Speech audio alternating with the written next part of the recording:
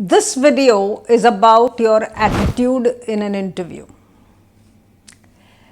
Interviews are not always meetings to pitch you to your interviewers as a product, though you might want it to be that.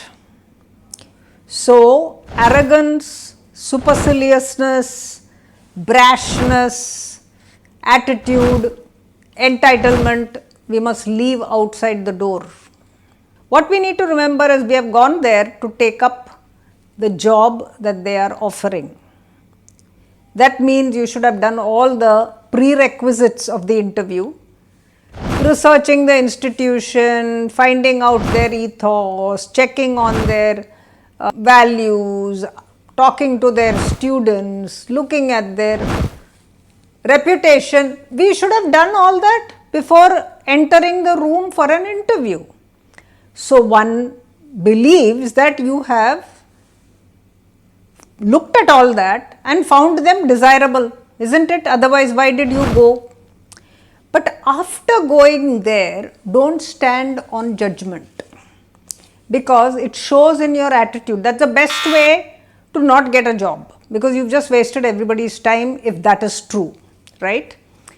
So, several teachers who are good at English have this sense of self-worth. So, they feel a sense of equality with the interviewer. We cannot have those kind of sensibilities where we think we are equal to interviewers. Although you may be better than the interviewers, at that point in time when you are waiting for the interview, you have to be you are in a place where you are at test, not the interview.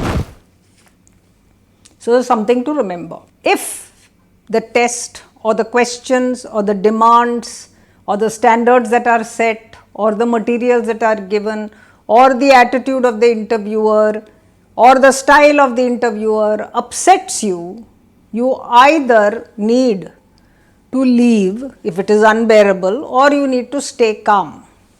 I would advise you to stay calm, because there is a lot to learn. Every interview is an experience. You can start observing people, the way they are, the interactions between them, the kind of people you are likely to meet in the world. So, therefore, it's good to sit there and go through it, because you learn a lot.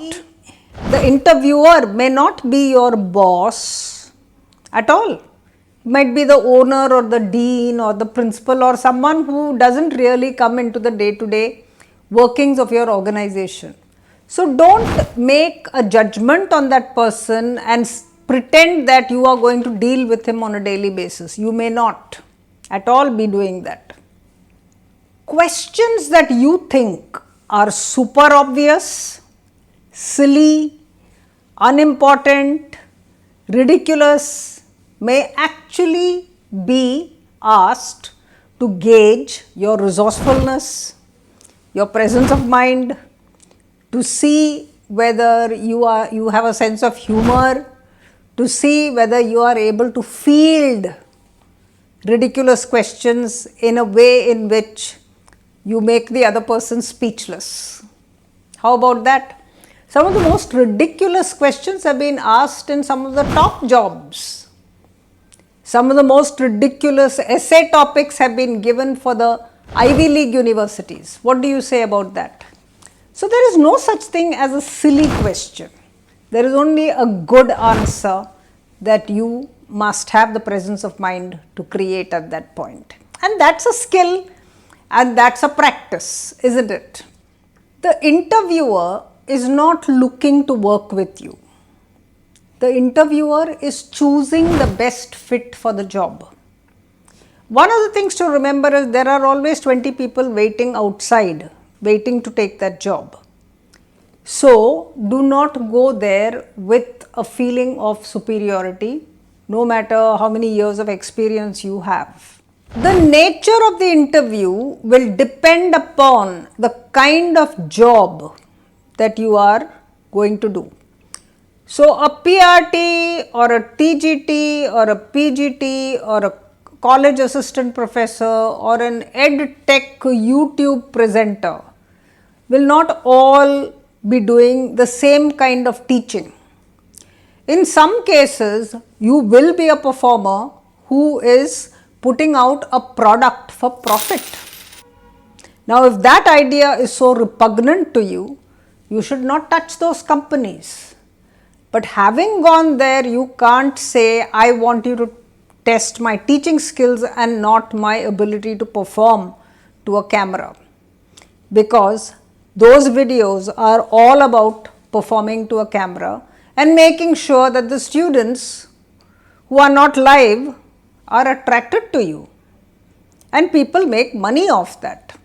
So, there is no point in being judgmental there. Trust is not a factor that is automatic. When you walk through the door, there is no reason for you to trust them or for them to trust you. Trust is an emotion that is built over a period of time. When you work together, when you go through highs and lows, when you are in a crisis, when your leaders lead from the front, when you support the organization in a time when they need you the most, those are the times when trust is built. Trust is not built in an interview, so do not expect them to trust your abilities in any way. When you answer questions, it's extremely important that you know the basics. You cannot say, I don't know and it's not important. This is something that people do. When they don't know, they say it's not important.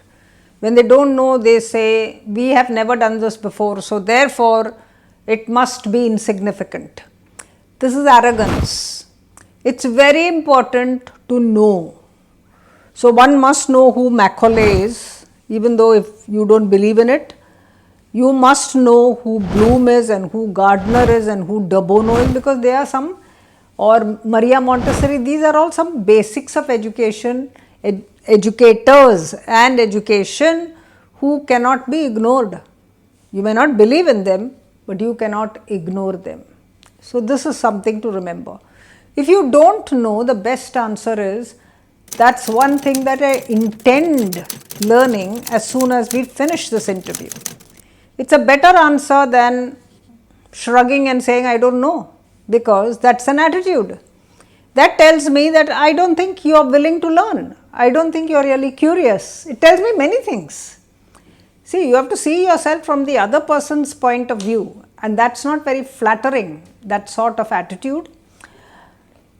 Finally, you have to know your stuff very well. If you don't know, you need to express an intention to learn and not mock. A lot of people somehow think that if they feel above the question paper, they feel that they don't have to do it because they are bored, because this is too basic, or this is too brain dead. You must recognize that as a kind of arrogance, because what happens if you don't do that paper? No matter how dull it is, if you don't do it, you will not go up to the next step. The best way to deal with any organization where you want to make future changes, where you want to prove that your methods are indeed gold, is to finish those steps, however dull they might be, and then move to a place where you can make those changes. So, if you were to not do that, if you were to simply reject the test itself as substandard, then the possibility of you getting to a place where you can actually make the standards excellent are going to be almost impossible and remote, and you cannot then be judged for being an innovator or doing a great job. So, I hope you understand the attitude in an interview should be positive, should be that of a learner, should be that of someone who will contribute and who has the resourcefulness to bat anything that comes their way without losing their cool. These are some good traits that we must all develop. Thank you.